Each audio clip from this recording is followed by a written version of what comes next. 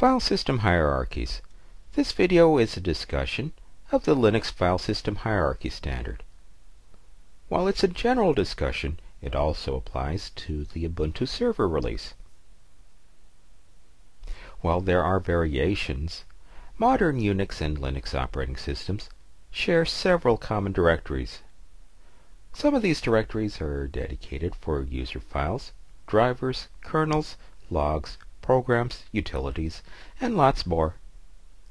These directory categories, documented in the FHS, make it easier for users of other Unix-based operating systems to understand the basics of Linux. On every Linux distribution, the file system starts with the top-level root directory, also known by its symbol, the single /. Every other Linux directory is a subdirectory of that top-level root directory. Mounted directories are often known as volumes and can span multiple partitions in RAID arrays or in logical volumes. Of course, they can be mounted on single partitions too. Now let's examine the different major directories, subdirectories of root associated with the FHS. The bin directory adds essential command line utilities. It should never be mounted separately. Otherwise, if you ever have to get into rescue mode, it could be difficult to get to these utilities. The boot directory includes several Linux boot files, including, most importantly, the Linux kernel. If mounted separately, 100 megabytes I find is usually sufficient for several kernels, but this should be mounted on a regular partition. I recommend that you avoid the use of a logical volume or a RAID device for mounting the boot directory if you mount it separately. The dev directory is designed for hardware and software device drivers, such as USB drives, console terminals, and lots more. Never mount this directory on a separate partition. The etc directory is associated with basic host-specific configuration files. There are several important etc subdirectories, such as etc/x11, which includes X-server configuration files. Generally, this shouldn't be mounted separately either. The home directory is designed as the container for home directories for every user, except the root administrative user.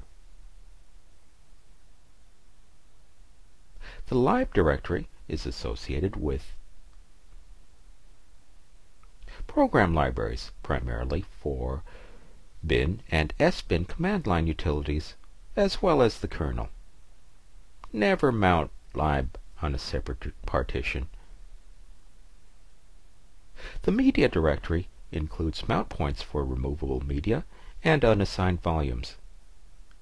For example, if you happen to have a floppy drive and insert that into the system, it should end up being mounted on media/floppy.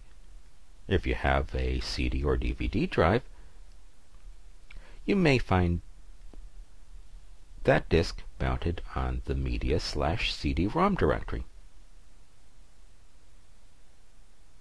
The MISC directory is designed for local directories mounted via the auto-mounter, and that's not a formal part of the FHS. The net directory is a standard mount point for network file server directories mounted via the auto-mounter, and that's also not a standard part of the FHS. The op directory is a common location for third-party application files, installed, say, from tarballs and the like. The proc directory is designed to hold currently running kernel-related processes, including device assignments such as IRQ ports, as well as kernel configuration settings such as IP forwarding. As this is a virtual directory, don't mount this separately, though it has its own appropriate configuration line in many etc/fstab configuration files, the root directory is the home directory of the root user. Even though access to the root account is disabled on Ubuntu server systems, that root directory is still there, and it's still populated with user files. The sbin directory is designed for binary system administration commands, and is also a directory which should never be mounted separately. The smb directory is another auto-mounter mount point, in this case for shared directories from Microsoft networks. The srv or server directory is a common mount point for network servers. Other distributions often use that as a mount point for web servers or FTP servers. The tmp or temp directory, as one might expect, is designed for temporary files. The user directory includes small programs and administrative commands, generally but not always accessible to all users. The var directory includes variable data, such as log files, print spools, and lots more. That's it for the FHS. Thanks, and on to the next video.